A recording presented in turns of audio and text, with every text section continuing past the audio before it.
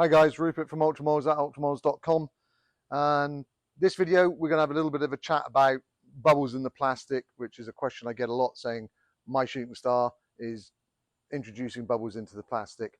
I'm talking micro bubbles here. So before we start, I've preheated my system to 275. It'll come up to 290 while we're chatting. The injector's on in its thermal sleeve, warming up. I've preheated some plastic. As we can see, tons of micro bubbles in it. So what I'm going to do is just show you how I go through and get rid of bubbles in the system, and how, for me, the shooting star does it for me. So it's up to temperature. Just going to switch glove over because I'm a lefty.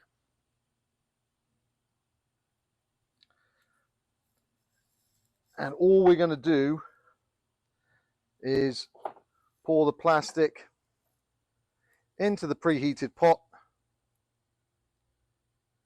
bubbles and all.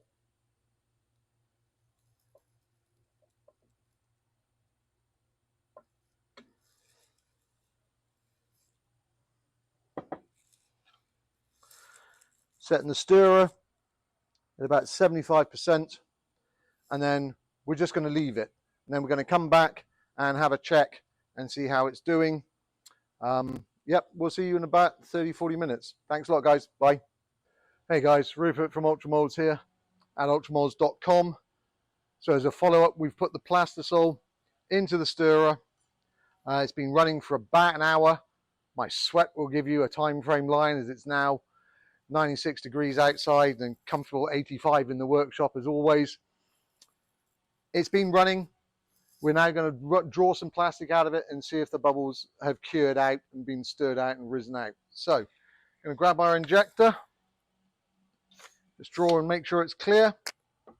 So if you come in when we're doing this, you can also see, to answer another question, how much flex the system has to get the injector in.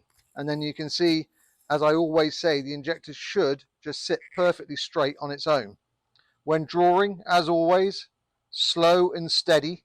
Don't pull too fast, or you run the risk of sucking air round the O-rings in the pistons. And close it off. I always just check to make sure we're good. And then we're just going to run the plastic down the cooling plate. There's some solid bits of snot.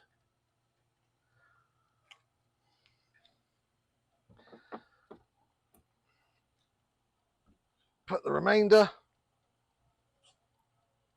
back in the pot.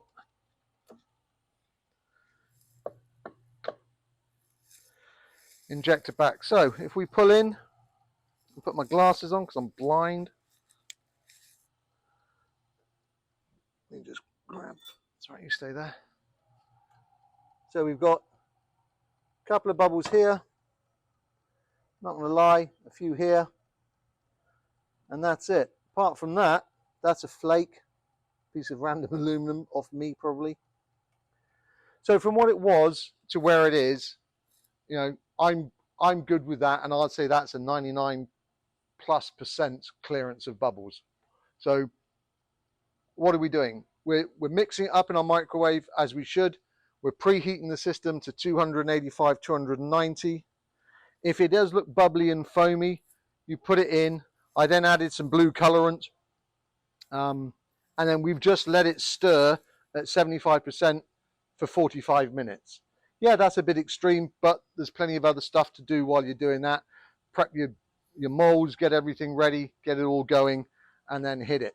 And I would rather give that weight and have good plastisol than wreck some bait because it's all full of bubbles. But again, the key points: let it stir and draw slowly and consistently out of the injector, into the injector from the system.